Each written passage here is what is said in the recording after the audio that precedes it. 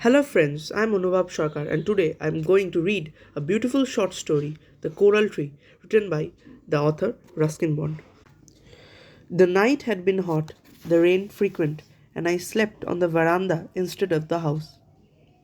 I was in my 20s and I had begun to earn a living and felt I had certain responsibilities.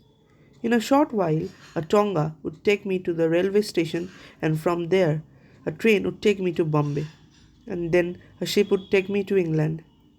There would be work, interviews, a job, a different kind of life, so many things that this small bungalow of my grandfather's would be remembered faithfully in the rare moments of reflection.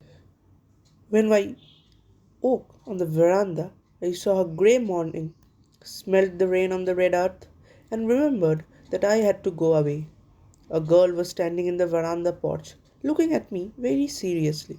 When I saw her, I saw and sat up in the bed with a start. She was a small, dark girl, her eyes big and black, her pigtails tied up in a bright red ribbon, and she was fresh and clean like the rain and the red earth. She stood looking at me, and she was very serious. Hello, I said, smiling, trying to put her at ease. But the girl was businesslike. She acknowledged my greetings with a brief nod. Can I do something for you? I asked, scratching my limbs. Do you stay near here? She nodded again. With your parents? With great assurance, she said, yes, but I can stay on my own. You are like me, I said, and for a while I forgot about being an old man of 20. I like to do things on my own. I am going away today. Oh, she said, a little breathlessly. Would you care to go to England? I asked. I want to go everywhere, she said, to America, to Africa, and Japan, and Honolulu. Maybe you will, I said. I am going everywhere, and no one can stop me. But what is you want? What did you come here for?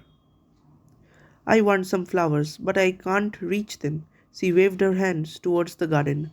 The tree, see? The coral tree stood in the front of the house, surrounded by pools of water and broken, fallen blossoms. The branches of the tree were thick with the scarlet, pea shaped flowers. All right, I said, just let me get ready. The tree was very easy to climb, and I made comfortable on one of the lower branches, smiling down at the serious, upturned face of the girl. I will throw them to you, I said.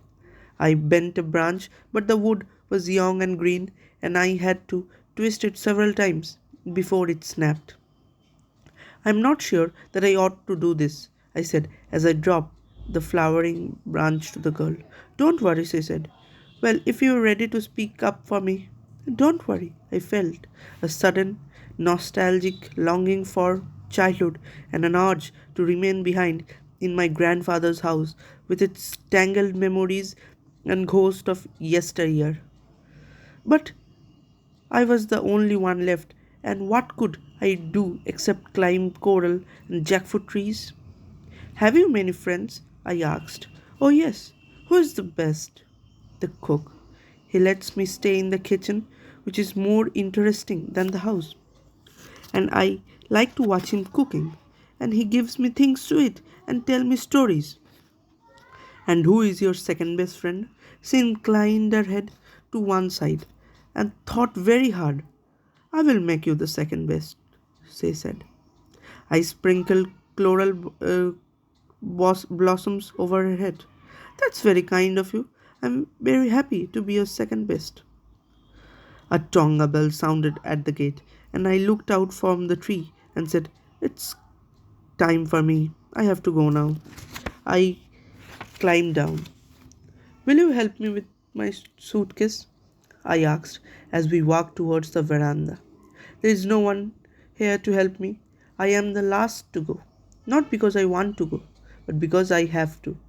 I sat down on the cot and packed a few last things in the suitcase. All the doors of the house were locked.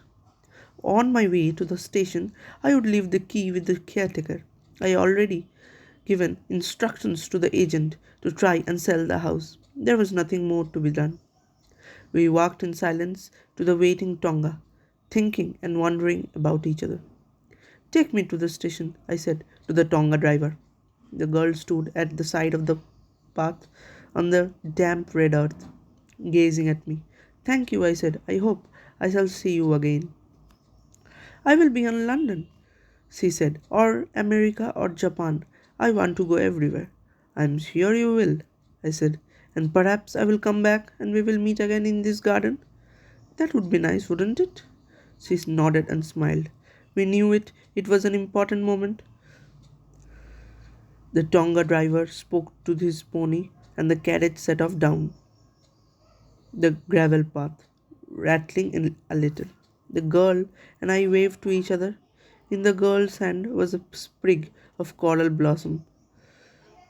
As she waved, the blossoms fell apart and danced lightfully in the breeze. Goodbye, I called.